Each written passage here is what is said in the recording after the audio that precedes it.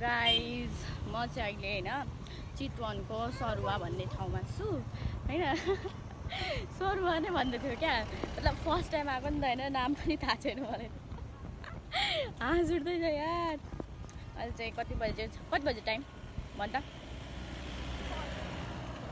म चाहिँ राम्री पनि छुइनँ तर पनि ठिकै छ। भगवान्ले यस्तै बनायो त अब के गर्न सकिन्छ र होइन। अहिले चाहिँ हामी सपिङ गर्न लागि गएको। अहिले भर्खरै हामी चाहिँ के भन्छ दामनबाट यहाँ के अरे चितवन आएर अब आज यहीँ बास बस्ने होइन। अनि हामी भोलि चाहिँ पोखराको लागि जान्छौँ। अनि पोखरा घुम्ने हो दामी मजासँगले होइन। चितवन जस राम्रो छ, अहिले चाहिँ शीतल छ होइन। दिनमा जस्तो गर्मी हुन्छ क्या। अनि त्यही हो गाइस। के